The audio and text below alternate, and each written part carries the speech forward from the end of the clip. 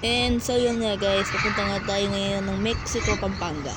At ngayon ay karga natin ngayon ay lipat bahay.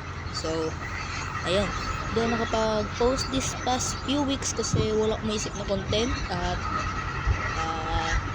this is the perfect timing para makapag-content na tayo. Siguro bukas guys ay mag-vlog ako ulit bukas.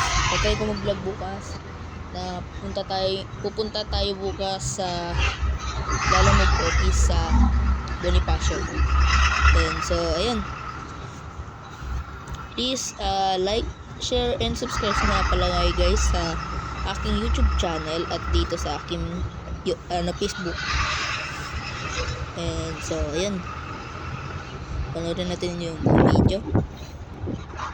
Kung Joy Pass na yan, biyahin na yan eh. Joy Pass, biyahin na yan.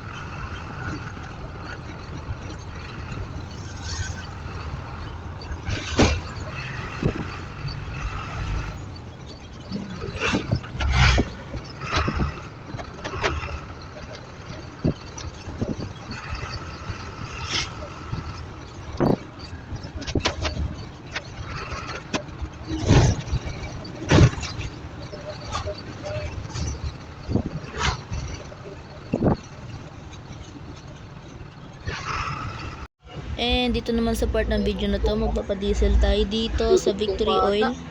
And so ayan, may nakaparada ang trailer sa unahan natin, kaya sisingitan natin to dahil hindi natin to maantay kasi napakatagal nito. Magpapampa to pala ng mga gasolina, diesel at petroleum. And so yun, dyan tayo yan sa unahan ng trailer kasi para makapag-diesel na tayo. Ang presyo pala sa diesel na yan, 49.40. Ang diesel natin dyan, 800 pesos. Hindi ko nakita kung ilan litro yung 49 pesos, pero per liter naman siya guys. And so yan, diretso na tayo guys. Dito na tayo ngayon sa May Kawayan. Mag-ano lang tayo dito guys, mag-MacArthur and Lex. And so yan, panoorin natin yung buong video.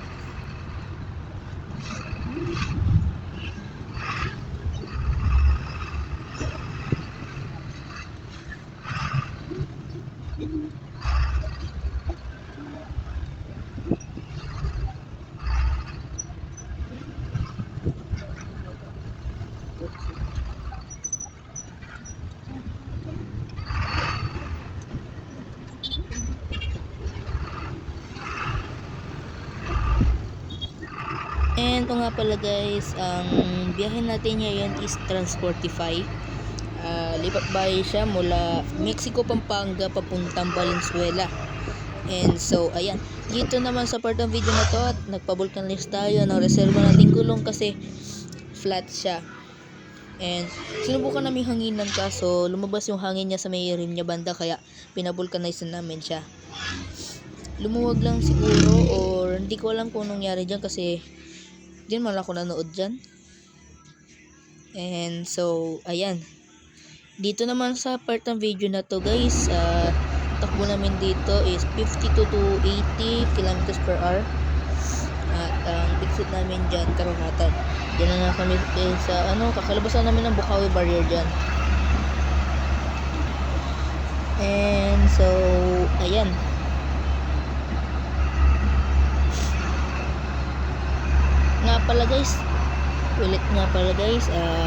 please like, share, and subscribe nga pala sa YouTube channel ko and sa Facebook account ko.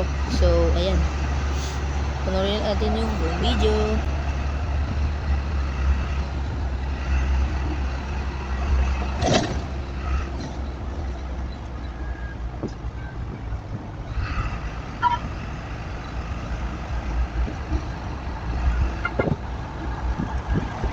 And para lang guys, wag po tayo magmadali sa biyahe natin at makakarating naman tayo sa ating paroroonan.